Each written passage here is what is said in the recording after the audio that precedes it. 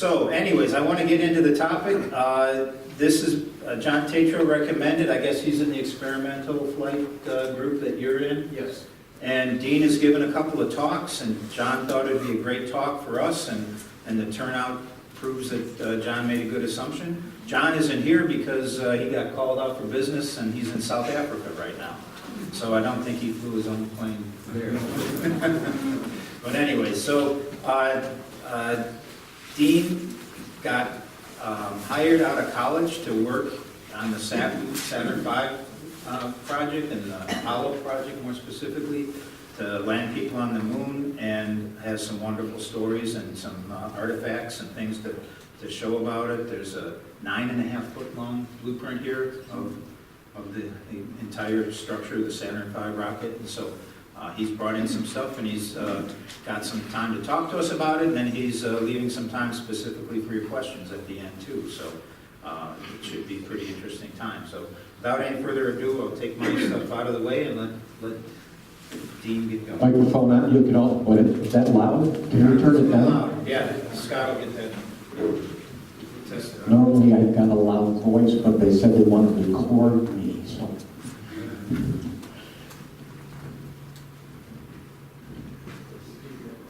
Are you guys got a question already? Oh.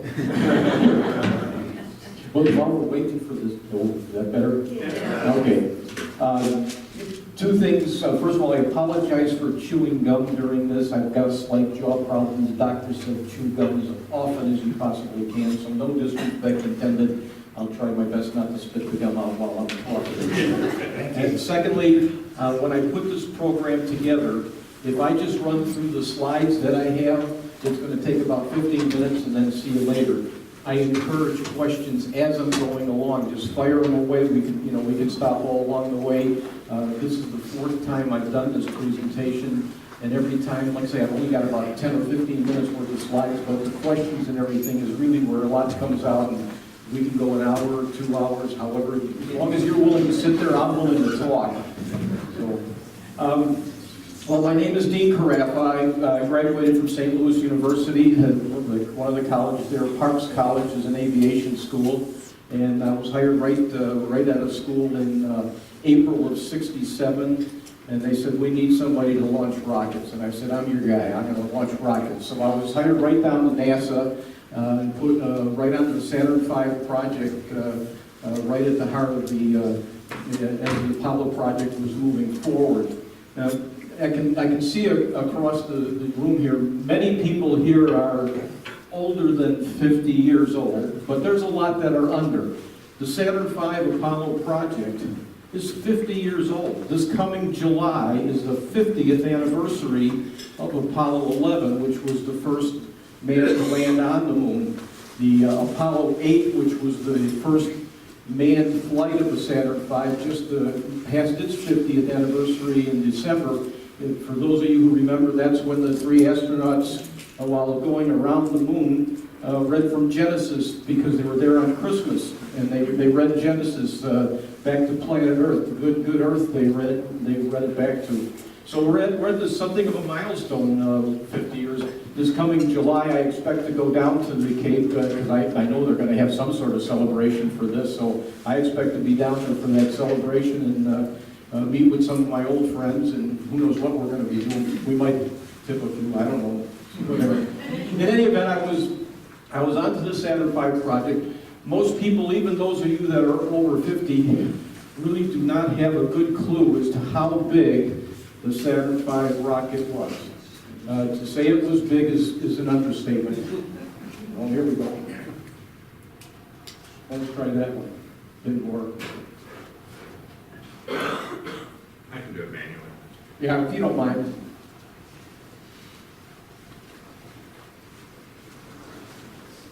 I think we've got a little bit of a comparison here. For those that are old enough for World War II, here's the V-2 rocket that the Germans created during the war. Many of you probably remember the space shuttle. Well, there's the space shuttle right there, and as you can see, it's still quite a bit smaller than the Saturn V. And even from a thrust standpoint, the Saturn V had 7.5 million pounds of thrust at takeoff, And as the rocket was accelerating, that thrust actually increased. And by the time the first stage was ready to shut off, it was very close to 8 million pounds of thrust all at one time. Size-wise, the diameter of the Saturn V, the first stage, 33 feet in diameter. Now, I'm not, can anybody guess what the width of this room is? I'm going to guess this room is about 30-some odd feet. So the diameter of that rocket is about the size of this room, going up 365 feet. So we're talking big. This thing is big. Go ahead to the next slide, please.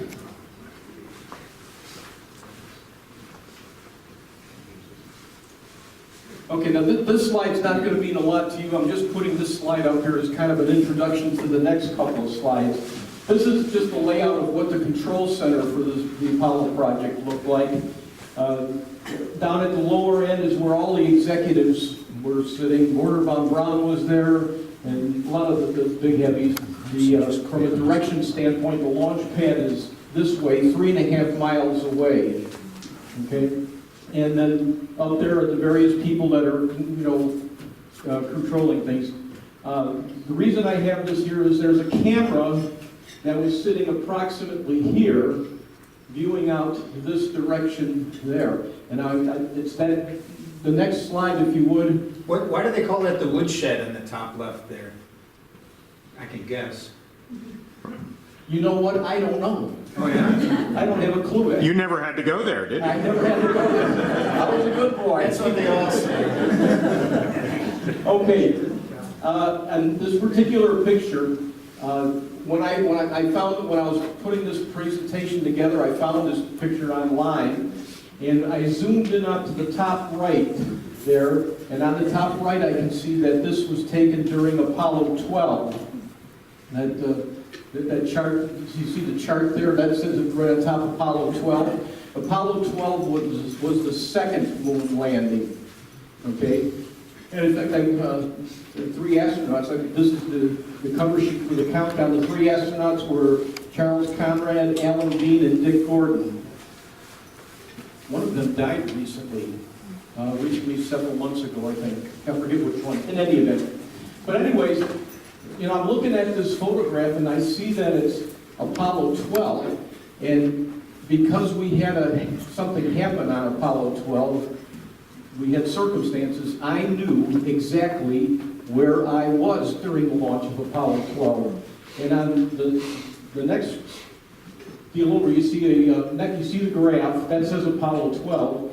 It also has the time on there, time after launch. So this picture was taken shortly after launch. The time, I think, shows something like 2 minutes and 40 seconds after launch. Well, I was involved on the first stage of the Saturn V, and the first stage would fire for 2.5 minutes.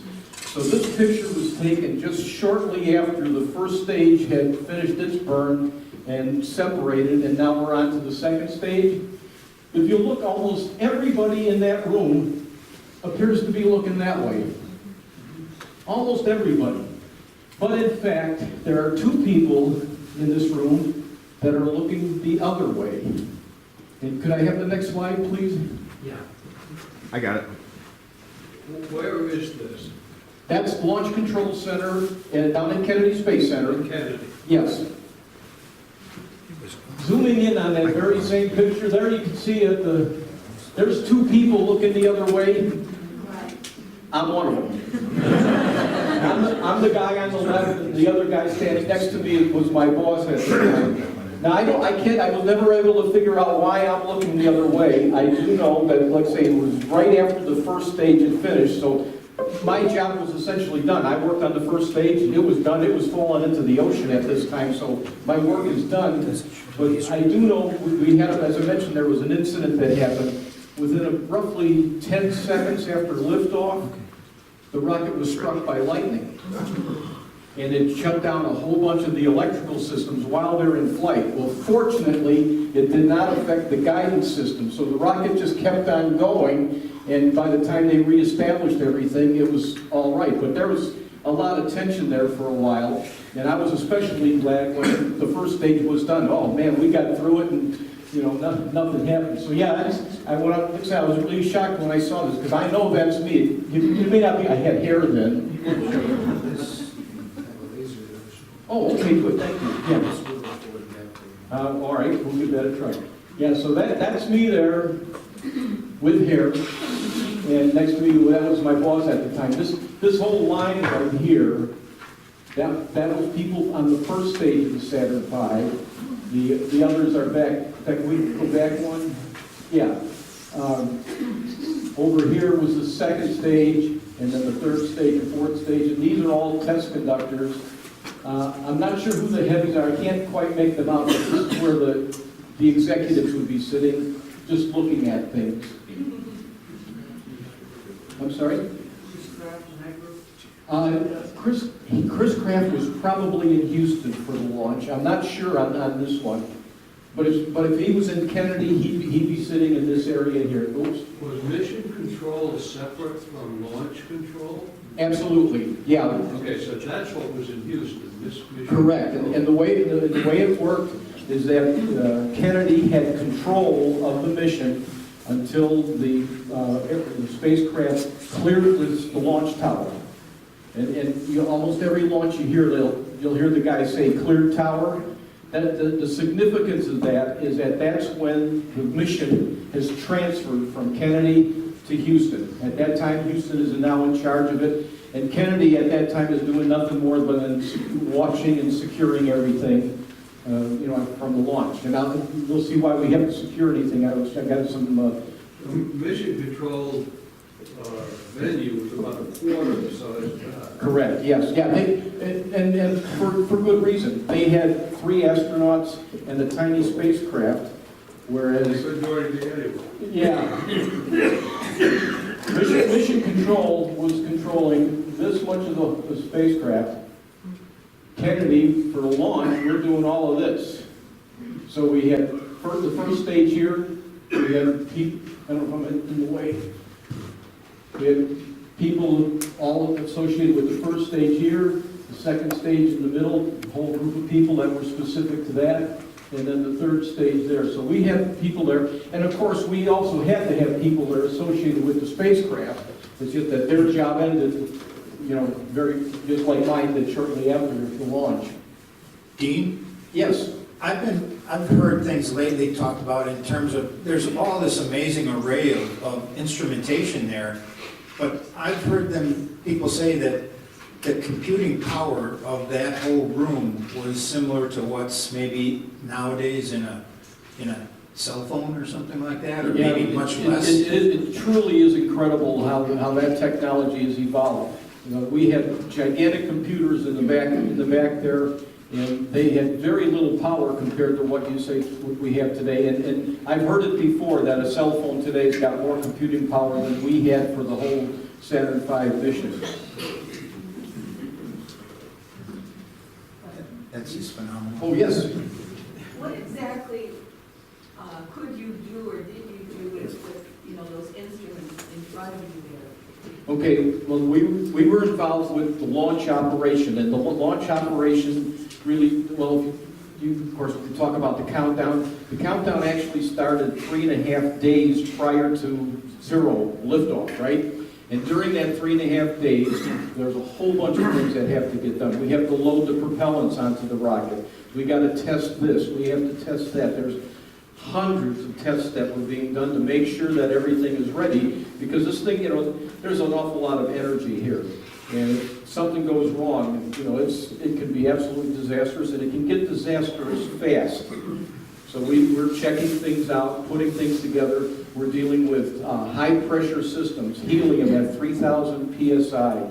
We're dealing with cryogenic liquids, liquid nitrogen, liquid oxygen, liquid helium, liquid hydrogen. So all of that, we're taking care of all of those things during that countdown. And so we're for example, oops, what did I do? Top one is that person sitting right there, he's sitting at the fuel loading panel.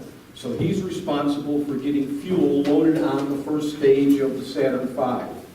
And that's one example. And there's a person there that's unique to the liquid oxygen loading panel. There's a person there that's unique to the engines. You know, someone's there to the nitrogen purging system, environmental control. We had an interesting in the very bottom of the rocket, inside it. We call it the boat tail. There's a large vacant area where all the pipes are coming to feed into the engines, but it's a large vacant area, and we used to purge that with nitrogen so that if there was a leak of any kind, we didn't build up a hazardous environment. Well, to prove that we didn't have a hazardous environment, we had sensors in there that was sniffing the gas that was in there. And specifically what they would sniff for was argon. They would sniff for argon gas because the instrumentation was good at finding argon gas, and they knew if they found any argon gas, they knew that air was getting into that area, and we didn't want air in there. We wanted to keep the air out. So that's one example of what's going on that whole time. Did that answer your question? Yes. Okay. We're going to try to walk around. There are a few more questions, and we're going to try to speak into the microphones because then everyone can hear. A lot of times the questions don't get heard, and then the answers don't make sense. Over here? Did the V7 and the Saturn V have similar goals? And if so, why did the Saturn V have to be so much bigger? They absolutely had totally different goals. Were you talking about the V1? Is that what we? The rocket to the left. The tiny one? Yes. Yeah, that one was built during World War II, and it was a weapon. It was delivering bombs. London got hit by a lot of V2 rockets being launched from Holland and Germany, some in France. So that was a weapon, whereas the Saturn V was a manned mission to the moon. And it takes a lot more energy to get to the moon and back. So then if you go to the right of the graphic, they got better at storing their fuel. That's why things got so much slower? Yeah, all of these rockets really had different, well, of course, you're probably familiar with the shuttle. The shuttle was putting people into Earth orbit along with satellites and things like that, satellites or whatever was the Hubble Space Telegraph. Yeah, you know what I mean. Telescope was sitting in there. So its mission was purely Earth orbit. That rocket had no capability of sending anything off to the moon. Some of these others, they're all launching different types of satellites and everything, limited capability. The Saturn V was the only one that has enough energy to get totally to the moon and back. You have to bring a whole bunch of stuff to the moon just to get you back, too. So there's a lot of mass and weight involved. Did I answer your question? Okay, there was another one over here. So my question, when you talked about the lightning, was that in the contingency planning that might happen and how they would build in a capacity for recovery? No, that caught us off guard, because normally we wouldn't have launched. If we knew we had lightning conditions, we would not have launched. And in fact, shortly after that launch, because of what happened, we figured out, okay, lightning can happen with circumstances much less than what we had thought. So for example, if we saw a storm coming by, we would have to put a hold on the countdown just for that. In this particular case, we had some clouds up there, but there was no indication of a storm. And what is perceived to happen was that the exhaust gas coming out of the bottom of the Saturn V was picking up static electricity, and that static electricity was enough to generate the lightning bolt that hit it. Sure, over here. The second one back. Oh, okay. Here's a microphone. How much in the black and white picture? How many people were there? I'm sorry, I didn't hear you. In the black and white picture, how many people were there? That picture there? Yeah. Oh, I'm going to guess and say about 70, more than 50, less than 100, something like that. It's about what we have here. We could run a mission to the moon. There you go. Yes. What type of engines did the Saturn V use? I'll get into that in just a moment. We'll see that. There were multiple stages, so I was kind of wondering. Right. Yeah, the first stage had 5 engines. And we can move on now. Look at that. That's, believe it or not, that's me. In the background, that is Apollo 8, when we first rolled it out of the vehicle assembly building and put it out at the pad. So that was its first day out at the pad. And I'll get to your question for sure about the engines, because that's coming up. But let me tell you a little bit about Apollo 8. That was the first, in my opinion, and I know there's a lot who share this opinion, Apollo 8 was the most ambitious mission that NASA has ever undertaken. More so than Apollo 11, the moon landing. And I can give you several reasons why it was ambitious. First of all, that was the first time we flew men on a Saturn V. We had 2 launches of the Saturn V prior to this, Apollo 4 and Apollo 6. They were unmanned. This is the first time we put a man on board, so we've got men on board. And to make it even scarier, Apollo 6 had some pretty serious problems. And yet here we are, 1 mission later, we're putting men on it. And so we had to solve a whole bunch of problems between Apollo 6 and Apollo 8. So first time we had men on board Saturn V. It was also the first time that man had ever left orbit of the Earth, because they went out toward the moon. Never done that before with men. It was also the first time that we had a circumlunar flight. They orbited the moon, first time that was ever done. And it was the first time that we had people returning from the moon. And the significance of that is, if you remember from, well, even from the shuttle and all the earlier ones, when we have re-entry, there's a lot of heat and everything that's built up. That's being built up at speeds of around 16,000 miles an hour. That's what they're slowing down into the atmosphere, causing all that heat. Well, coming back from a translunar mission, their speeds are up at about 22,000 miles an hour. So it's a lot more speed coming into the atmosphere, a lot more heat being generated. So all of those were firsts that was done with Apollo 8. And like I say, in my opinion, that made Apollo 8 the far most ambitious of all the missions that we did. That is the first stage of the Saturn V. That's just the first stage. You can get a little bit of an idea of the size. I don't know if that's me or not. It could have been, but no, I didn't look that good from behind. But anyways, you can see it's long, big diameter, 5 engines. 5 engines, those were the F1 engines. It's the most powerful engine that's ever been made. Okay, the Saturn V is the most powerful machine man has ever made. 160 million horsepower. Okay?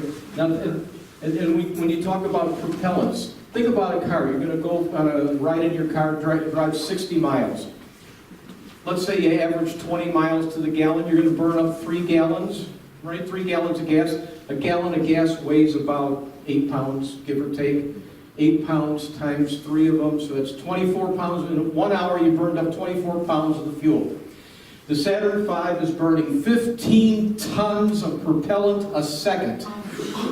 Every second, 15 tons of propellants are going through those engines and being expelled to generate the 7.5 million pounds of thrust. So you can just imagine the immense energy that's being released all at one time there. And amongst other things, that's one of the reasons why we've got people that are doing things all the time. Now this picture was taken when this Saturn V, and I don't know which particular one this is, when it first arrives at Kennedy. The first stage was built in Louisiana near New Orleans and then shipped over to Kennedy. So in this case here, it's just arrived. Oops. And here you can see it's now being lifted into a vertical position by the cranes. And from this point on, it gets lifted up and set onto the launch umbilical tower. And then after that, the second stage is put on top of it, and then the third, and so on. But once again, you can kind of get a little idea of the size of this thing. You can see there's a lot of things not, well, there are a lot of things not here. And, you know, when the Saturn V, when the first stage showed up at Kennedy, it was kind of like when you get something from IKEA, there's things you have to do. And toys at Christmas time, you know, work to be done. You know, for example, back up. Right in this area there, the fins are not on. The thing is too big to ship with the fins, so we had to put the fins on at Kennedy. The engines, they're quite a bit longer than that. There's another whole section of the engine that fits underneath that. There's all sorts of ordnance that has to be put in. There's a whole bunch of heat shields in that area that has to be, quite a bit of work that has to be done when the stage first arrives. Here, that's the first stage. Now it's sitting on the launch umbilical tower inside the vehicle assembly building. This is inside the building, and you can see at this point in time we've attached the fins. And this gets to be one of my favorite stories about the program that very few people know. I really love this story. I hope you guys enjoy it. When the whole rocket is held down by 4 hold-on arms. And they're stationed, 1/4 way around the rocket. They're holding the rocket down. They're there for 2 reasons. When you're out at the pad, if the wind blows or something, you can't blow the darn thing over.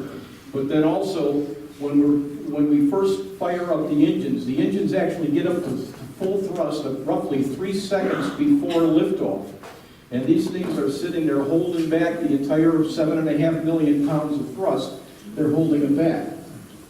Well, the mechanism for these hold-on arms is fairly sophisticated, and the arm itself, it's a chunk of steel. It's about that thick, and it's really big, extremely heavy, and extremely expensive.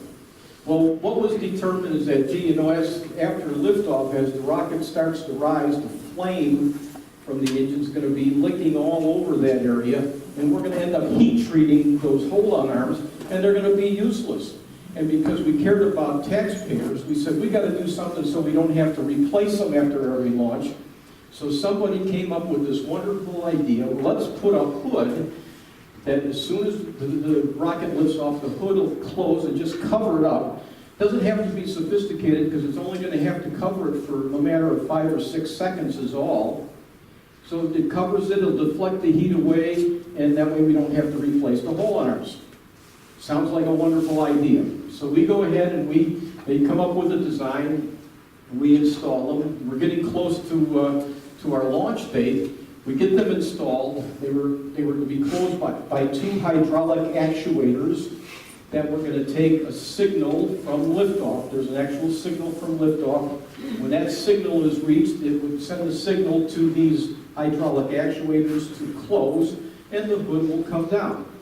So we get it all installed, and of course we have to do a test. So we do a simulated countdown to see how these things function. We count down to 0, we simulate a liftoff signal, and the actuators are twisting and turning, and the darn things just aren't closing. Well, the executives, people like Werner von Braun and Kurt Diebes, and the big-time people, they happened to be out at the launch pad that day when we were testing them. They weren't out at the pad very often. They were executives. They were in the office most of the time. But on this particular occasion, they happened to be out at the pad. They were watching this test, and they saw what was going on. And, and I don't know whether, I've heard the story both ways. It was either Werner von Braun or Kurt Diebes. Kurt Diebes was he's one of the original German scientists that was hand in hand with Werner von Braun. And he was the director of the Kennedy Space Center, whereas Werner von Braun was the head of Huntsville, the Marshall Space Flight Center. In any event, the 2 of them were walking around, and one of them came up with the idea and said, look, this is really dumb. What you guys need to do is you tie a string to the rocket, you tie a string to the hood, and when the rocket lifts up, it'll pull the hood shut. Oops, wait, there's that string right there. This is the hold-on arm right here, and that's the hood that will eventually cover them. But I find that story so amusing because we had this nice sophisticated system, and I keep it simple. Yes? Can you speak to the fueling protocol? You mentioned that teams are responsible for loading fuel in different sections of the rocket. I'm curious, were the solutions, did they have to be mixed? Tell us about rocket fuel. Oh gosh, no, we didn't want to mix them. The only place that we wanted to mix them was inside the engines. So for example, the first stage was propelled by kerosene They called it RP1, which is nothing more than a refined kerosene. So that kerosene was the main fuel and liquid oxygen. The kerosene tank was at the bottom, liquid oxygen was above it. We delivered the liquid oxygen by pipes that were running right through the fuel tank. These pipes were roughly, if I remember right, 17 inches in diameter, 5 of them, one for each engine, going through the fuel tank and delivering liquid oxygen directly to the engine. On the outsides of those were fuel lines from the fuel system that were delivering the fuel, the kerosene, directly to the engine. So you had fuel on one side of the engine, liquid oxygen on the other, and as we're going through the countdown, when it's time to start the engines, that's when we open up the valves, and for the first time the fuels get mixed inside the thrust chamber and ignited to generate the thrust. So, we do our absolute best to keep them separate as much. It's a lot more difficult when you get to the upper stages because rather than kerosene, they use liquid hydrogen. And liquid hydrogen is far more volatile fuel, more dangerous fuel to deal with, and it's also cryogenic. It was sitting at, I don't know, does anybody remember what liquid hydrogen cools at? It's around 400 degrees below zero. It's pretty cold stuff. And of course it vaporizes as part of the process, so you're dealing with some pretty sophisticated things. And particularly in the second stage, because in the first stage we had 2 separate tanks, whereas in the second stage the 2 separate tanks were separated by a common bulkhead. So there was just one thin bulkhead that separated the liquid hydrogen from the liquid oxygen, whereas in the first stage they were totally independent. I mean, we had the interstage, we could actually go in between the 2 tanks and do whatever we may have wanted to do there. So there's a lot of sophistication in that common bulkhead, and making sure that keep the liquid hydrogen in one place, the liquid oxygen in another, until it's time to mix them in the engine. Did that answer your question? Sure. Another one back there? You mentioned Apollo 8. And I think it was one of the astronauts famously said, because they were circumnavigating the moon, or going around the moon, that they had to go to the moon to discover the Earth. And there's that famous picture of the marble Earth. Yeah, Jim Lovell tells the story that he thinks it was him who said it and took the picture, but who else was on that mission? Borman, Lovell, and Anders. I think Anders was the one who claims to have done the picture. So they have this little bit of a feud as to who said it and who took the picture, and I guess it's left for our own imagination. Of course, all of us remember Jim Lovell much more so for Apollo 13 and things like that. So he got to be more famous, so people tend to believe him more. Don't know what the real story is. Were there moments like that where the enormity of what you were doing took hold? Oh my goodness! Think about this. I'm fresh out of college, and I'm walking inside a building, and inside this building, I look up at a rocket that's 365 feet tall. That's a 36-40-story building inside the building, and this thing is going to be picked up and moved 3.5 miles away to a launch pad and then launched. Every day I'm coming into work, I was an engineer, and I had the world's most ideal job. I just can't imagine it being better. It was wonderful, and it was truly awe-inspiring. Yeah. Was the Kennedy Space Center building, the Kennedy Space Center Vehicle Assembly building, was that the one that was tall enough to have weather inside of it? Yes, it was. Yeah. Every night, I never experienced it raining inside there, but every now and then up near the ceiling, you could see a little bit of misting clouds up there. The building itself was about 450 feet high, and a lot of it is just empty space. I mean, there's not a lot going on inside, so it's a big and empty building, and things going on in there. So yeah, that is what happened. Yeah. What was the level of camaraderie amongst the different groups? Like, did you interact with the other stages of the rocket engineers or the astronauts? My apartment mate had the same job that I had on the second stage, and of course we were always teasing back and forth. And in fact, I mentioned to you before that on Apollo 6 we had a problem that we had a solid before we did the manned mission with Apollo 8. On Apollo 6, we had, I'll try not to get too technical with this. Something happened on the launch. It was called POGO. And what it was is the entire rocket was vibrating like this as it was rising.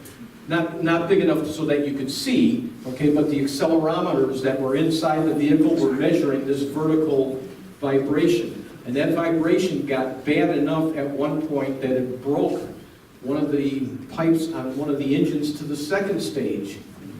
Okay, so my apartment mate is giving me a lot of static. Look what your stage did to me, you know? But it was all done in a friendly way. But yeah, there was a lot of camaraderie for sure. We all wanted to succeed. I mean, my job was done after 2 minutes and 30 seconds, but I'm still watching, you know, go, go, go, you know, whatever we can. An awful lot of camaraderie. Of course, there were contractors there, and they've got a profit motive, so you know they have a slightly different feeling about it.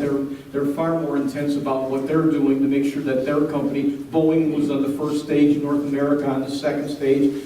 So there's a little bit of separation there, but still everybody was rooting for each other for sure.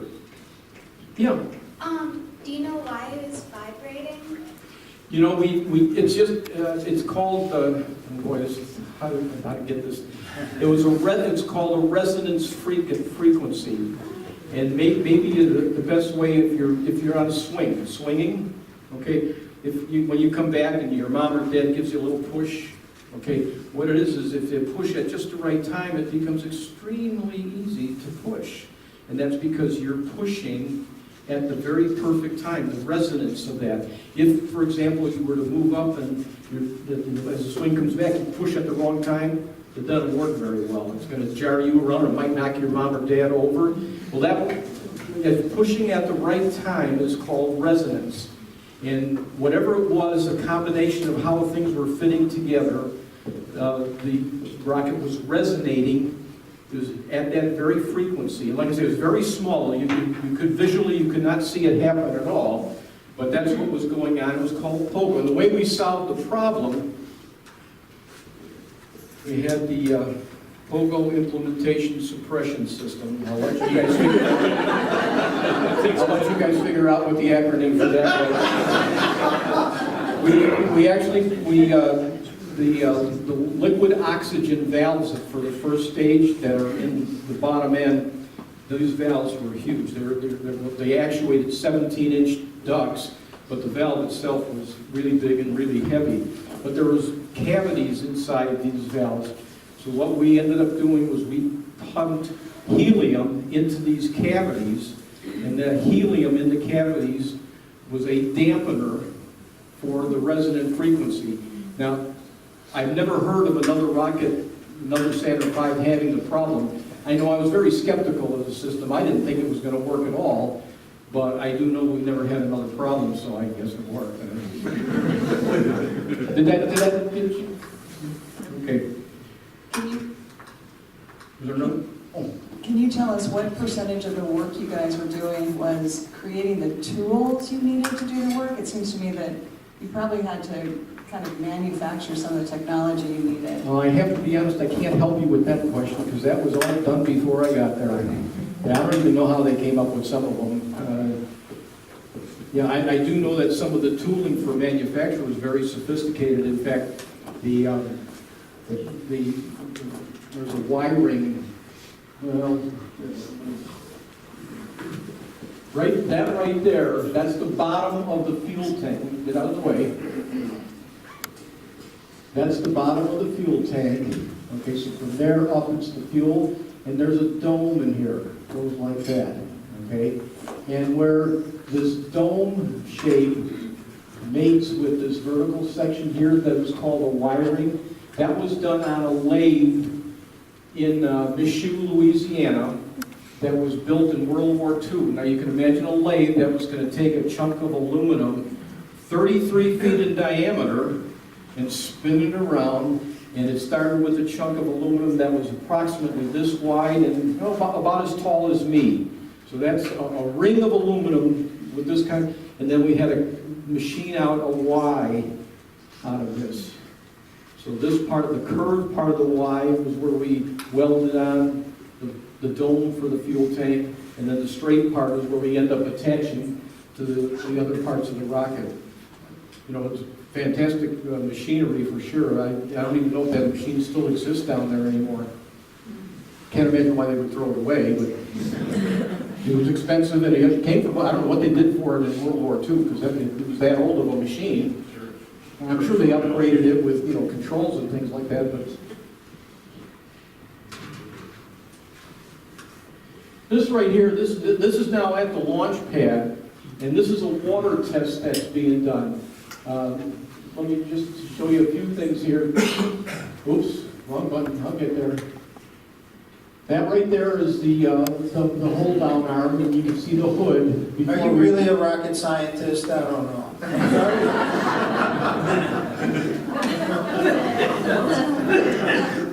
And all this water spray that you see here, that was all done, that water would start at about T minus 5 seconds or so. We would start spraying the whole area, because it's going to, in a few seconds, it's going to be getting an awful lot of heat.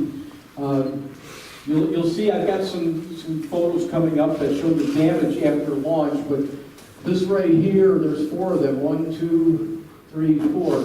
Those are winches that were used to raise and lower platforms that were underneath the rocket, and right now they're covered. It's been covered because to protect them from the launch. You'll see on a later photo what happens. But, so we're doing a water test to make sure all the water is going to spray in a good area. That's the F1 engine. You were asking about the engines? That's one of them. Each engine had 1.5 million pounds of thrust, so what's 5 times 1.5?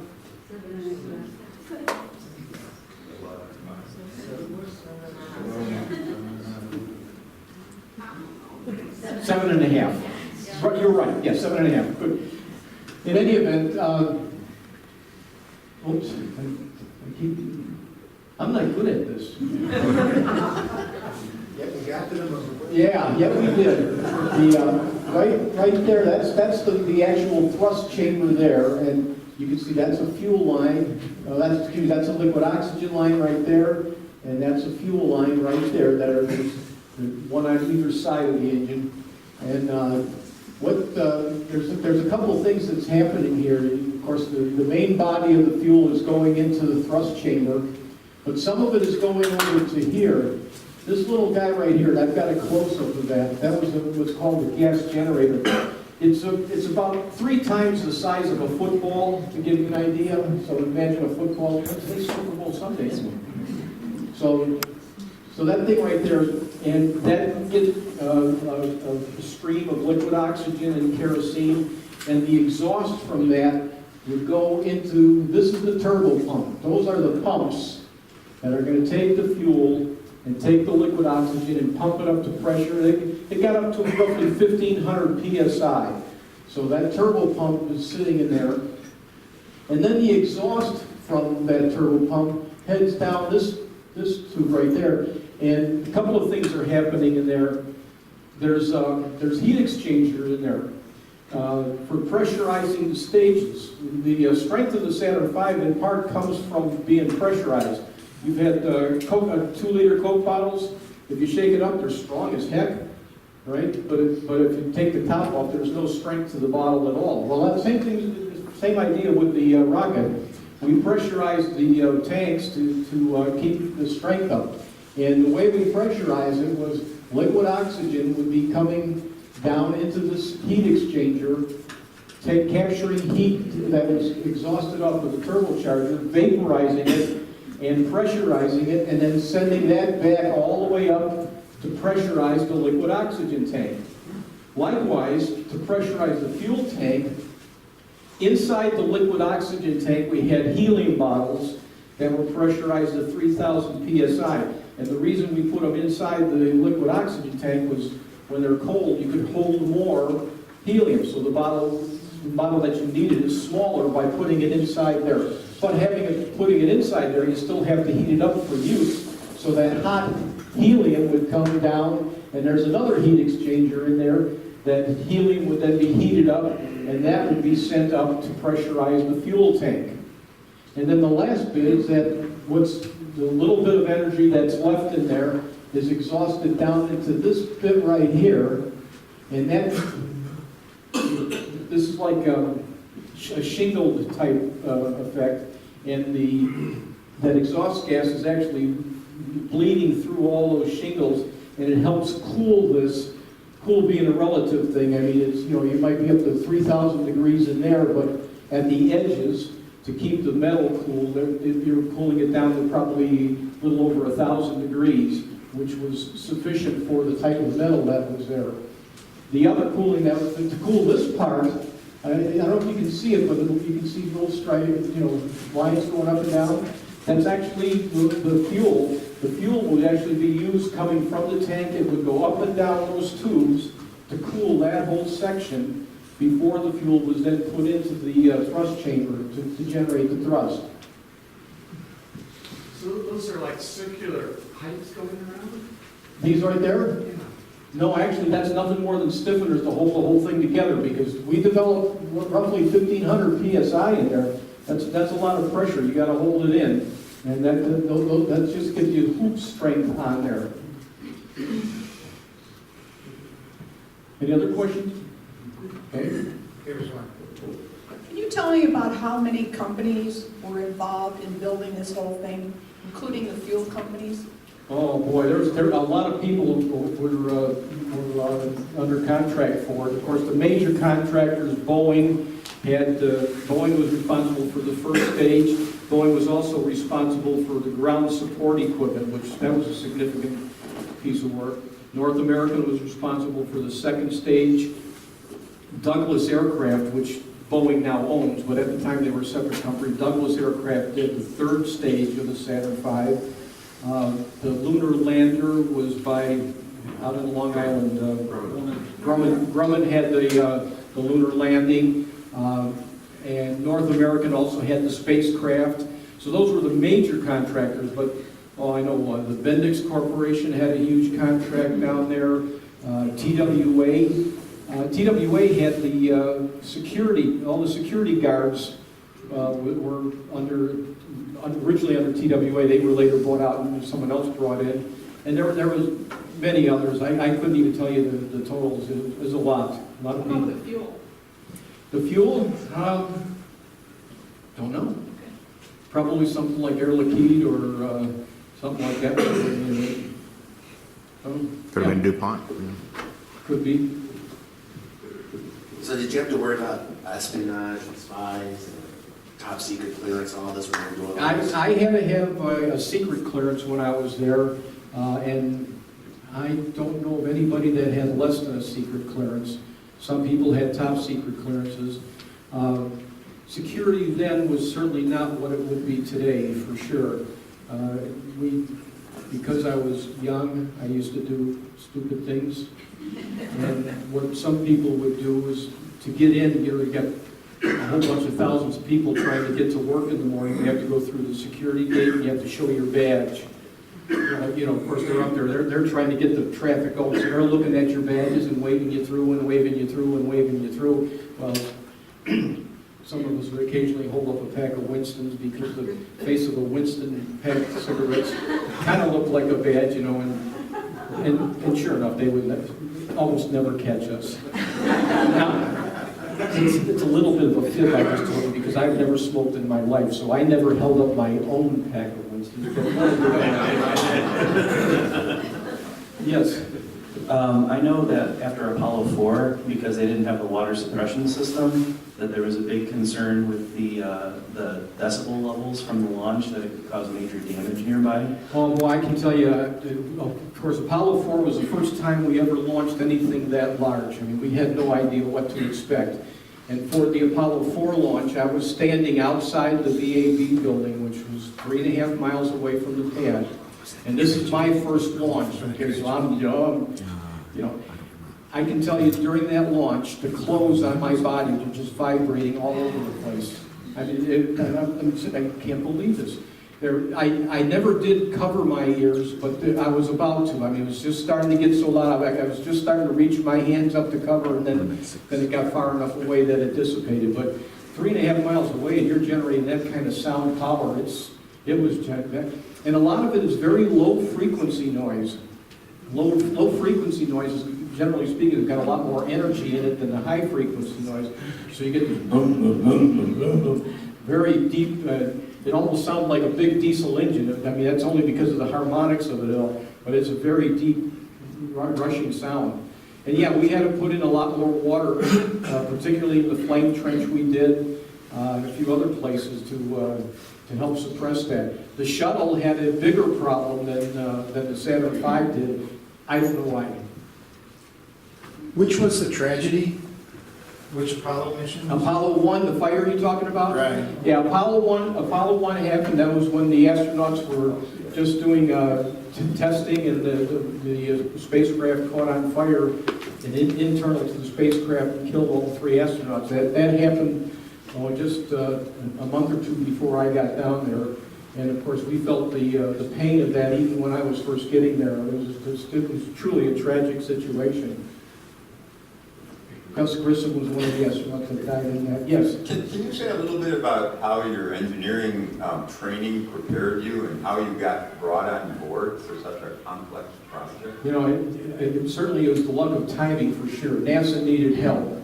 I went to a school that dealt with aviation, so let's check out one of those schools.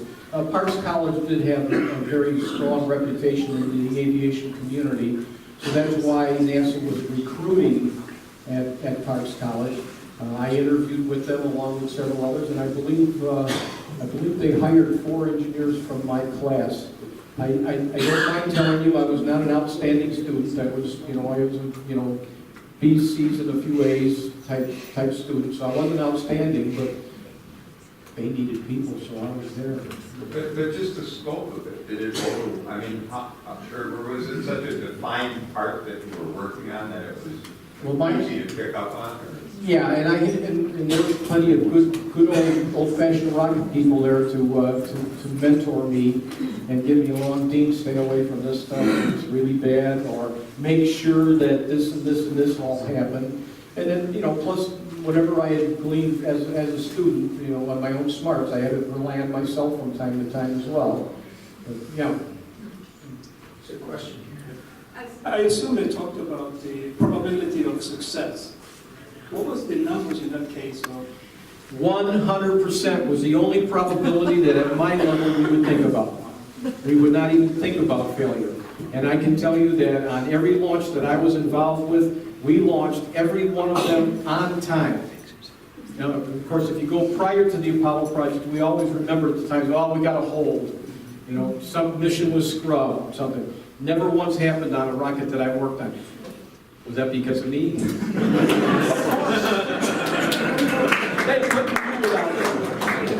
And in fact, I left the Apollo program shortly after the launch of Apollo 12. So what happens after I leave? Apollo 13, they did. Go figure. Right? There was another question. I'm just clarifying, was it aerospace engineering that you? Yes, my degree is in aeronautical engineering, and of course I've spent my entire career since then in the power industry. Yes. I'm wondering what the total cost was of this and how the cost was justified. I have no idea how much it cost. I know it was very expensive, and it came at an interesting time in the history of the U.S. If you look at that time, the headlines were dominated by 3 things going on. Okay, the Apollo project stole the headlines, the civil rights movement stole the headlines, and what was the third? Vietnam. Yeah, those 3 were stealing. That totally consumed the entire news at that time. There was a lot of people that were opposed to us spending the money on the Apollo project the way we did. It was really Kennedy's commitment early in the 60s that kind of forced people along to do it. We talk about going missions to Mars right now, and should we do it, should we not, the technology. I can assure you the technology is there. We could have gone there years ago, but it costs money. 25 billion. Yeah, and that's 200 billion in today's dollars. you know, so we could easily do it if we want to spend the money. And we haven't found enough of a will to spend that kind of money that all at one time. So without that will, things get stretched out. First the wall, right then. Well, I mean, well, yeah, I mean, sure, it's funny, but the fact is that's true. I mean, we're looking, you know, we've only got so much money that we can spend, and then you multiply that by several times because that's what Congress will spend anyway. But they're only looking at so many multiples before they start to get a little jittery. And the real thing is what the congressman can sell to their constituents. And if you got constituents that are saying, oh, wait a minute, now let's hold off on this, or let's build a wall, or whatever the constituents are saying, in one way or another, the people that want to get reelected will probably listen to them. And the space program, and that's, in fact, that's why I left the space program when I did. I could see at the time I left, I could see that the Apollo project was coming to an end, and the shuttle program was not fully funded yet. And I'm looking where I'm living down at Kennedy, that's a one-horse town. You know, if you know, when Apollo ends, we're going to have a whole bunch of people unemployed there and not very many jobs. So I got out at a time, now as it turns out, all the friends that I worked with, they stayed employed the whole time at NASA, and you know, nevertheless, that was a decision I made, but it was a concern at the time. Yes? What are your thoughts on all the private stations? Oh, it's truly exciting. I mean, just think about the things that, I don't know whether they're economical or not. I can't answer that question. But this whole concept of having a booster come up and then come back down and land, my sense is it's not economical. But I don't know for sure. I know the technology of doing it is just phenomenal. I applaud it completely. I'm just not sure if it's really worth it.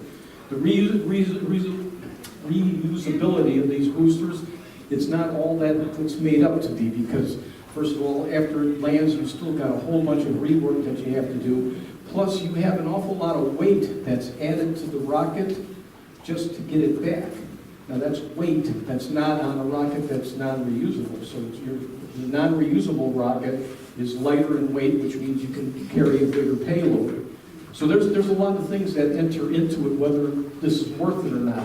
I don't know if it's worth it or not, but I find it truly exciting technology, for sure. I guess if you have the money to do it. Well, if my name was Elon Musk, I'd probably be doing it. I know we're going to keep talking, and there's still a lot of time, but I know this is about the general time people start needing to go on to other things, pick up kids or whatever, but the Spawns brought some cosmic brownies back there to celebrate space. So on your way out, do that.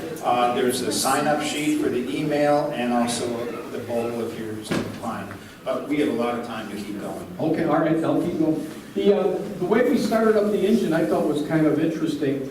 You know, you just can't dump liquid oxygen and kerosene into the engine and hope it all lights off and everything will be good. There's well, you can't see it in this view because it's on the other side of the engine, but there's a cylinder that was approximately this big in diameter and that long. And this cylinder was installed inside the fuel line, and it had a burst diaphragm in it so that when the pressure was built up in front of it, it would burst the diaphragm and then the fuel would go rushing through this cylinder. This cylinder contained some very sophisticated chemicals. It was a mixture of, okay, you ready? Unsymmetrical dimethylhydrazine and monomethylhydrazine.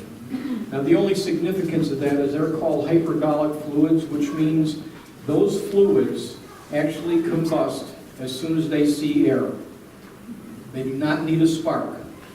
So we have that in the fuel system. When we build up enough pressure from the turbo pumps, it bursts the diaphragm, and that chemical then goes screaming into the thrust chamber, and the liquid oxygen is there waiting for it. So as soon as that charge of chemicals hits the liquid oxygen, that's the ignition. So now you've got ignition in there, and of course immediately following those chemicals is the full fuel flow.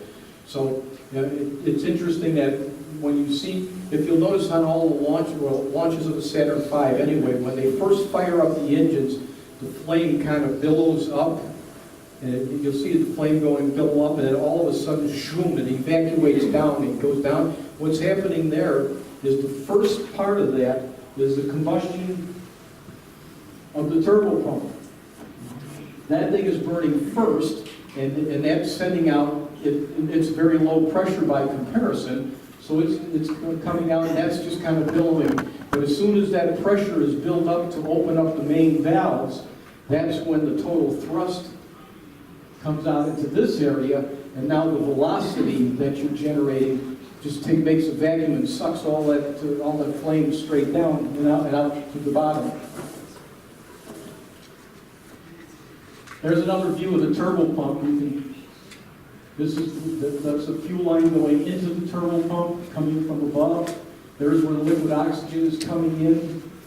There's the thrust chamber down there. That's the exhaust of the turbo pump. This is all the turbo pump right in there. And that's this right here is the gas generator, roughly 3 times the size of a football, and that's what's powering the turbo pumps to generate the pressure and the fuels to get it up and going. Dean? Yes. Are these your pictures? Yeah, these are mine. And were any of these things considered unable to be distributed? At the time they were. They're certainly not confidential any longer. Right, but at the time, people were able to take pictures and they were on their trust of what they did with the negatives. And I'm sorry, when you say are they my pictures, did I take them? Yeah. No, I own them, I did not take them. No, those were pictures that NASA took. Okay. And they were available for me to look at, and I just hung on to them. So, in other words, at the time, NASA took pictures of this for obvious documentation reasons and so on, but you had a secret clearance, and these weren't for general. I was not allowed to bring a camera on the launch pad. Me and I don't recall ever seeing anything other than professionals who were charged with taking pictures. I never saw anybody out there with a camera. Nobody had a cell phone camera or anything. Cell phones didn't exist then. With a handler that was telling them what they could take and government access to the negatives, and these weren't available until at some point NASA decided they were historical done. Right, yeah.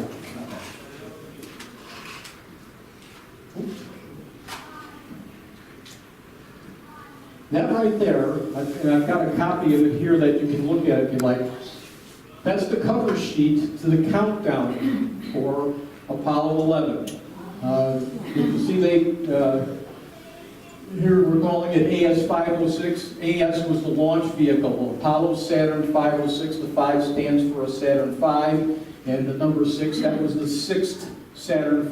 So that's how you get the AS-506. After we launched Apollo 11, once again the mission is now moved to Houston. The only thing we're doing in the control center is securing from the launch and everything. I had the bright idea, maybe some people would like to sign my countdown document. So there's a few names here that you might recognize. Here is Werner von Braun, Alan Shepard, Tom Stafford, who's an astronaut, Jim McDivitt, Deke Slayton. A lot of names. There's Kurt Dietz, who was one. Sam Phillips, General Sam Phillips. Who else might you know? Ben Payne, who was the director of NASA at the time. I'm not sure if you would recognize any of the names that mean nothing to you. They meant a lot to me at the time. Yes. Has Antiques Roadshow priced that for you? Not only do I have, of course, that sheet, and there's not many like them in the world, but I've got the whole countdown that's behind it, which is sitting right up there. I've never had it priced out. I am a little bit curious as to what it's worth. I mean, I might be a millionaire and not even know it.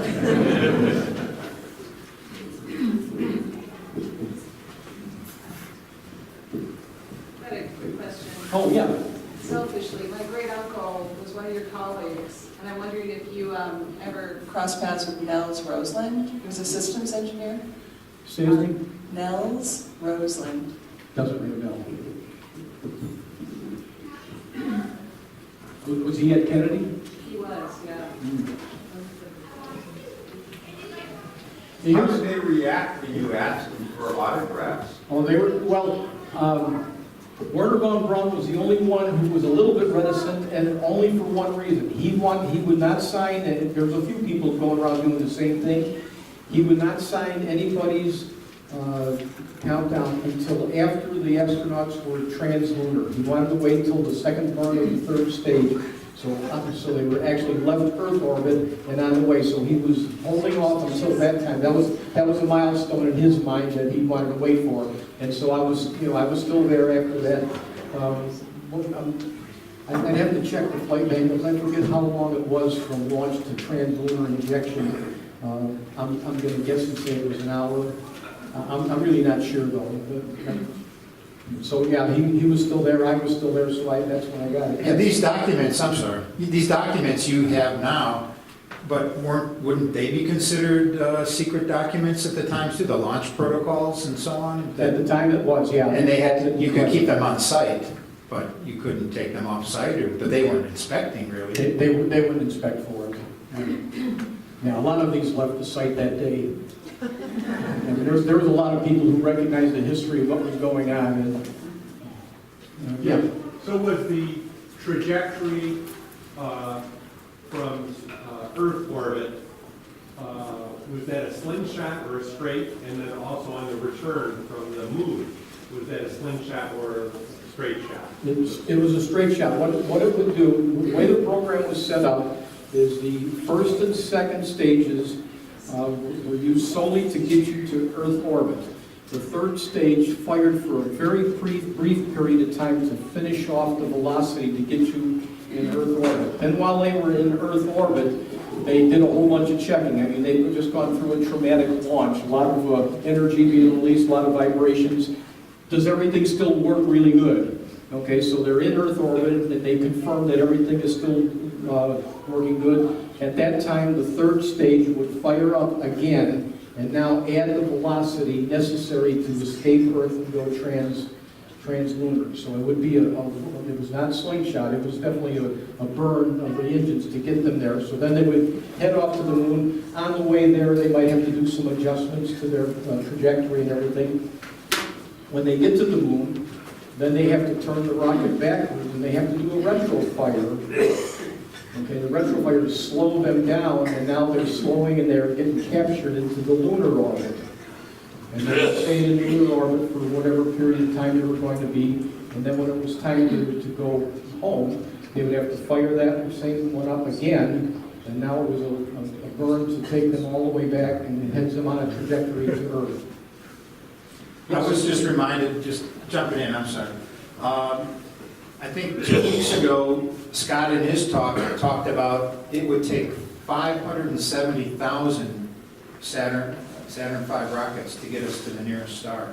So all the power that we have, take multiply that 570. Yeah, the nearest star is a long, long way away. You know, what's a light year? Something like 900 million miles? 6 trillion. 6 trillion miles is one light year, and the nearest star is 4.5 times that. You won't be there anytime soon. Yes? How did you calculate where the stages would fall when they went back to Earth? Did you collect them? Yeah, and in fact, there was areas. Fortunately, I didn't have to do that calculation because it's actually somewhat sophisticated calculation, and we didn't have the computer power then to today you put a few things in there and it'd be done like that. So there were people that were actually calculating, and what there were ships out at sea that cordoned off. They kept the area vacant because it's coming down. We didn't know exactly where, especially with the first stage, for example, because it is so large, and it's going to, as soon as it leaves, it's going to start to tumble, and it actually starts to fall apart. So it doesn't all land in one big stage. It's pieces going all over the place. And of course, as that interacts with air, it might flutter off this way or that way, however. So they had a large area that was calculated. They brought them all down there. And then the same thing happened with the second stage. It would go quite a bit further. So they had people there, hopefully, to keep the area clear in the ocean. I was not smart enough to do that, to be honest. Would that have been slide rule work? Did have slide rules, yeah. That's what we were doing at the time. All your stuff was slide rules. Yeah. This is one of the pages from the countdown. As I say, I've got the countdown right here. You're welcome to come up here and look at it. You can leave through it. A lot of it may not make any sense to you. That's okay. I just ask that you be careful as you're leaving through. Try not to tear any pages. But kind of what's going on here is this is what we got. T-minus 5 hours and 8 minutes. And this is what's going to happen. Somebody. These are the call stations. C1TC. That's the first stage test conductor. C means, first letter C means he's in the control room. If it was L, that would mean that person was out at the launch pad. At this point in time in the countdown, nobody's at the launch pad but the astronauts. Okay, so this person in the control center, first stage test conductor, is talking to CLTC about LOX loading. Liquid oxygen loading on the first stage. So there's some instructions going back and forth. So that's a step to be done, and all of these steps to be done at that time. I'll tell you another funny thing about the coding there, the people in the control room. Of course, if you're in the control room, your call sign started with the letter C. If you're one of the executives, like Werner von Braun, you didn't have a call sign, they went by your initials. So Werner von Braun was WVB. So if you call out CWVB, that means you're trying to talk to Werner von Braun. It didn't happen very often, but that's what it would be. The director of launch operations for the Apollo project was a guy by the name of Rocco Petrone. And Rocco Petrone was a very imposing person. He essentially was in charge. He was the non-executive. He was in charge of launch operations, and he was top dog for getting rockets launched. And he was a very imposing person, and he was not a person you're going to cross. He was right there. His middle initial was A, so his call sign was CRAP. And I assure you, nobody ever made a joke of it to him. Nobody. Is there some level of politics, or there's some hindsight looking back at what America did at the end of World War II? We brought these German rocket scientists that had Nazi affiliations into our program, and they were very important in developing our Saturn projects and so on. And in some ways, they were coddled and supported, even though they had a history, and Werner von Braun had a history of the V-1 rockets and so on. Absolutely. So none of that extended to where I was working, but of course, in the politics of the time, there were a lot of people that were very much opposed to Werner von Braun. They affiliated him as a Nazi. He always claimed that he was a Nazi by requirement. They required him to be a member. He had no thought about being a Nazi. He just had to be. That was his story. I don't know what the truth of the matter is, whether he was a Nazi by choice or by necessity, whatever. There was a lot of criticism of that. Yeah. What was he like as a person? He, once again, a very imposing person. He was very tall, wide, and strong-voiced, and when he talked, you tended to listen, and you didn't want to interrupt him. He was a very strong personality. Certainly a very smart guy, that's for sure. here's a question. So back in the picture of the control room, you said, the VIP sat in the back. Yep. How much would someone in that area really understand what you were doing or what another department was doing? Or was their job just so different that they don't understand? I was the only person on planet Earth that knew what I was doing. Sometimes you wonder about yourself. Yeah. I mean, could any of them speak intelligently to you about your department?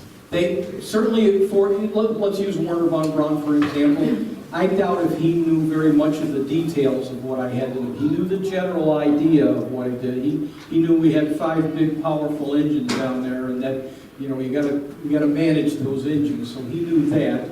But whether he knew that this particular valve was specifically to prevent this from happening or needed to make that happen, he wouldn't have known those type of details. Or I'd be shocked if he did anyway. So.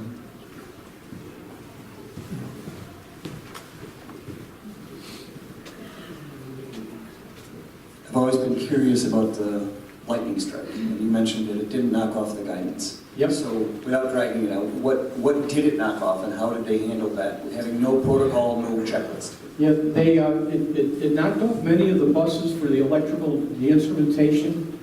So a lot of their instrumentation was going haywire all over the place. So they had to essentially reboot everything, which it's a lot tougher than rebooting Windows, reboot. It was a lot tougher then. So they had to go through a whole bunch of steps to reactivate their computers and get them aligned. And of course, ground control is doing it at the same time that they're doing it up there. They're talking back and forth quite a bit. At this moment in time, the whole mission has already moved to Houston.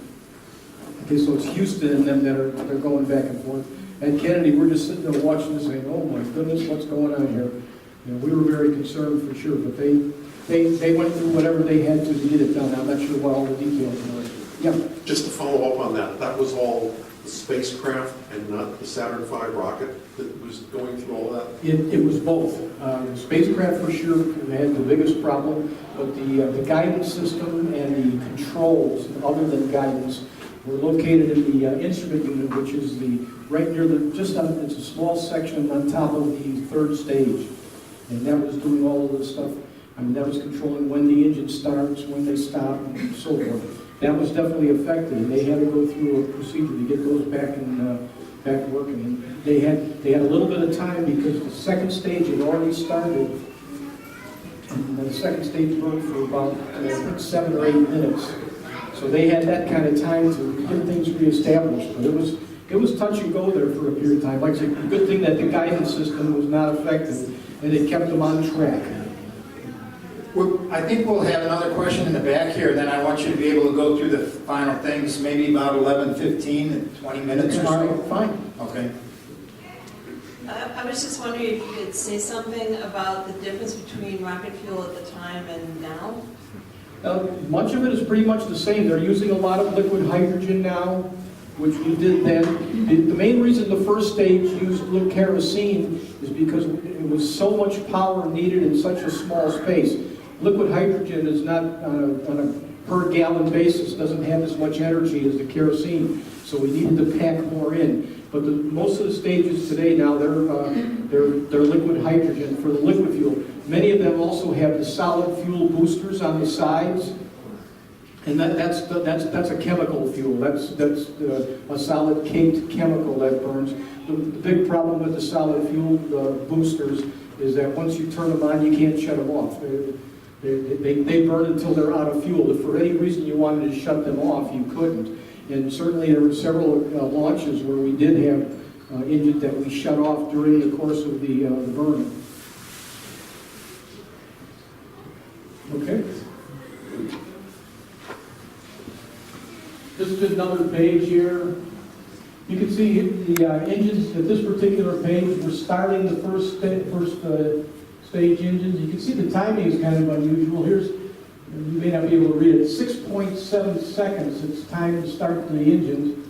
Start engine 5 at 6.46 seconds. What we had done is during the static firing, they tested how fast the engines would get up to full speed, or full thrust, I should say. And they used that when we put all 5 in. They would start each engine at a different time so that all the engines would be coming up to load at the same time. So by starting them at different times, depending on what the static firing tests had shown. And then here you got all engines. Oops. Okay, this is the very end of the countdown. You see at the very top it says commit. Commit was the electrical signal that was sent to the hold-out arms to release. Okay, you're committed at that point. You're going. So that was the signal. And then as the rocket started to rise, underneath the rocket there was a little lever that would rise. It was spring-loaded to rise with the rocket. When that lever raised 1.5 inches, that would send a signal to all the swing arms to get out of the way. So they would read that signal to clear the rocket. There was a second one there that went to 22 inches of rise. That was just as a backup in case the first one didn't work for any reason. So we had two. But yeah, we looked for an 1.5 inch rise after commit. That's a picture of the launch pad shortly after the launch. I know for a fact this was for Apollo 4. You know that this is shortly after launch because the water is still flowing on the tower. And you can see here's a fire over in that area there.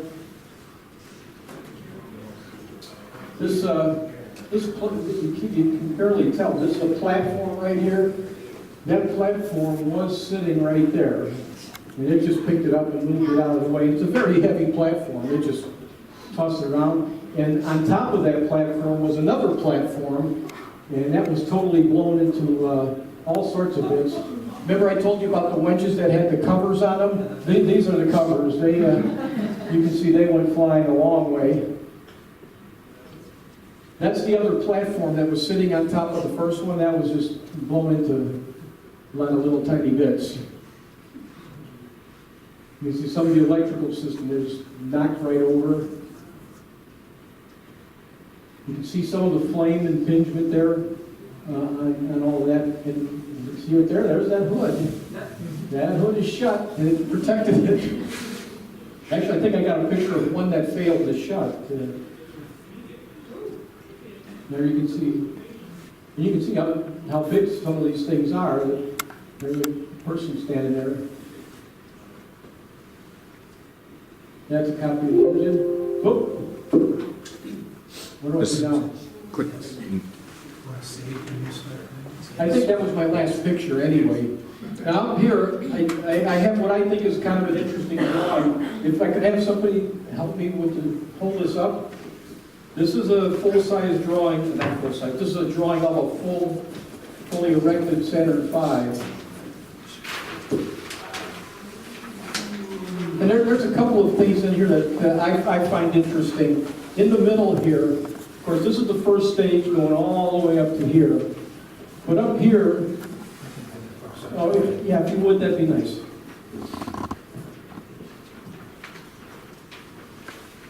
Up here we got little things called ullage rockets. What the heck is it? Does anybody know what ullage is? Do you know what ullage is? Isn't it kind of something that when the stages separate, it kind of pulls away from the other stage? No, but we got those too, and I'll show you that.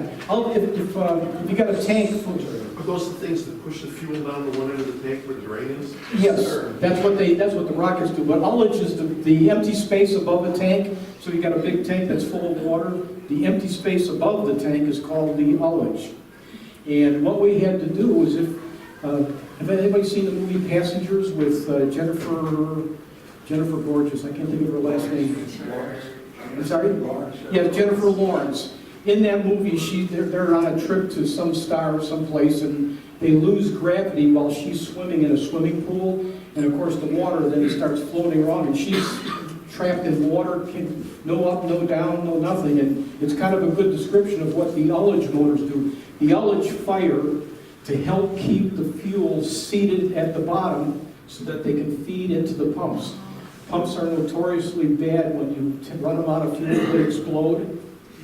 So you can't do that. So those ullage motors would fire to help keep the fuel down until the next stage fires up and generates an acceleration to hold them down. That's happening here and here. Now you were asking about separation. Separation, right inside here, inside the fin, there's a retro rocket inside them. And when the first stage was done, first thing that would happen is that there was an exploding series of bolts that would separate the two stages right there.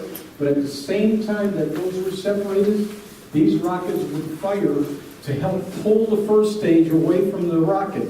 But the thing is, you've got some very large masses that are just floating around with they're in the same type of gravity. They could bump into each other. That would not be good. So we fired these retro rockets to help pull the rocket away, the exhausted first stage away from what's going on with the second. And then the same thing happens up at between the second and third stage. There's ullage motors up here, there's the ullage rockets up there, and there was also retro rockets in there to pull the second stage away from the third stage. Other than that, you can see out of the whole rocket here, here's where the astronauts were sitting, and that little tiny space up there. This was that's the service module. This is the section that had the explosion on Apollo 13 that occurred in this section right down here. later Saturn V's either reduced or got rid of some or all of those additional motors? What we did discover on the first stage is there were 2 retro rockets in each of the 4 fin areas. So we had a total of 8 of them. And what we found is that we got more separation than we really needed to worry about. So we then reduced it to 1 inside each. And those things are big and heavy. Weren't there also some in the interstage area, in that middle section we're pointing at? Well, right here are the Elledge motors. Yeah, for the second, Elledge motors and the retro motors up here. Those were never changed. They stayed the same. If somebody ends up with a really nice picture that you're taking, please send it to me on my email address, because I'm holding this edge. Yeah. There were 5 thrusters on the back end of this thing. Right. While it was in motion, was the amount of thrust to individual engines being controlled? No. Because it would seem that a cylinder like that with a whole lot of thrust on the back end is inherently unstable. The four outboard engines, the center engine was fixed. The 4 outboard engines had actuators on it that would tilt those engines. So those engines could be tilted. And in fact, an interesting thing, right just before liftoff, the 4 outboard engines were tilted outward 2 degrees. And they did that because that would take the center line of the thrust of those engines and have the center line of the thrust go right through the center of gravity of the rocket. And the importance of that is that as you're rising, if one of the engines were to fail, because you got the thrust going through the center, then the rocket would only want to move this way. Whereas if the thrust was going straight up and the engine failed, the rocket would want to turn. So they had the thrust going through the center of gravity of the rocket, and in fact the center of gravity rocket changes as you're using fuel, so those engines were moving outward a little bit at a time as they were going up. I forget what the maximum they went, I don't remember that, but they started off at 2 degrees off the perpendicular. Yeah. How did you get that awesome schematic that you have? Or did they sell reproductions? No, we had that laying around the office and no one else was taking it, so I Nice. Let's scan it. Anything else? There are drawings like that available online. Like I said, up here I've got a copy of the countdown. You're welcome to take a look at it. I also got the flight manual. This is the flight manual from 504. 504, let's see, that would be Apollo 9. Apollo 9, yes, this would be Apollo 9. And then this is the flight manual from 503, which is Apollo 8, and I was fortunate enough to get Jim Lovell to sign it for me. Here's a question. Yeah. So just a small thing. You were talking about in the sequence of things how the engines were started at different fractions of a second apart. Is that all manually done? No, That's all automated? no. During the countdown, at T-minus, and you can see that on the countdown if you want to come and look at it, at T-minus 3 minutes and 8 seconds, that's when the guy at the firing panel pushes the button. And he holds that button for 3 seconds, and then he lets it go. And from that moment on, everything is being done by the computer. The only time there would be human activity is if there's some particular things that needed to happen that for some reason didn't. A good example would be the pressurization valves. If for some reason the pressurization valve did not close, there was a manual button that could be actuated to close that. There weren't many hardwired commands from the control room there. Almost everything went to the computer, so there were only a few that we could do after that 3 minutes and 8 seconds. So if it was all automated, can you tell us about your experience at the command center? Did you have a readout where you were confirming that your piece of it was flowing Yeah, as expected? we were watching all of the events. Some of it were highlighted on the board above, some were on the panels in front of us, and we're watching things happen to make sure that they were happening at the time they should be happening. Would you intervene if something went wrong, or? Yeah, that's an interesting thing. You know, when you listen to all the movies and things like that, when they're going through the countdown, you always hear the guy said, okay, flight status, go, this person, go, that person, go. Kennedy, we did not do that. That was only in Houston that they did that survey. In Kennedy, the rule was we are go unless you say we're not. So silence is go at Kennedy, whereas at Houston, they polled everybody to see what the status was. So we had an automatic go until, oh, we got a problem, hold the count, that type of thing. So we're watching, even though the computer's supposed to be doing everything, we're watching to make sure, for example, when the vent valves to the liquid oxygen tank are shut so we can pressurize, if for some reason the tank's not pressurized, we're watching that. It's coming up to not fast enough, it's not going fast, we could then call a hold. Anything else? Yeah. Yeah. What's the best representation in popular media of this time in history? Well, I don't know, you probably hear as much as I do. Do you watch any of this, or is this like, oh, I did that job, I I need to watch watch it all the time. Apollo 13 is pretty notorious for being Apollo 13 was a decent representation of everything. I mean, of course, there's a lot of dramatic things in there for sure, but that was a decent representation. They did a good job, I thought. But some of the Discovery Channel and the Science Channel, the Moon Machines was one that I really enjoyed. I think that was on that may have been on Discovery. That was about a 6 or 7 part series. I really enjoyed that one. And then there's others like that. Remember that Tom Hanks one, the HBO series he produced? I'm not sure. He did it after Apollo 15. I forget what the name of it was. Earth to the Moon, I think? There was something called From the Earth to the Moon. Yes, yeah, and I've seen that one. That was pretty good too. From Earth to the Moon, if you didn't. Yeah. That was Tom Hanks who did that one? He produced it. Okay. There's also the movie First Man that came out. You know, I haven't seen the movie yet. I want to see it. Which movie is it? Is it a good one? First Man. First Man. It's mostly about how Neil Armstrong was on the spectrum. He was not good at getting along with people. That's what the movie largely focuses on. I can tell you what the scuttlebutt around the Cape was at the time when he was announced to be the commander of the first lunar landing, and that is, the scuttlebutt was, there's nobody in the world with a cooler situation than him. He was dead cool. He understood. That was our local scuttlebutt about him. His demeanor, you're saying? Yeah, yes. He was like a machine himself. Yeah. And that might even address a little bit of his personality, you know. He certainly was somewhat reclusive in his later years. You hardly heard from him. I know he was, for a period of time, he was teaching at, I think, Ohio State University, but I don't even know how long that lasted. And he was somewhat reclusive.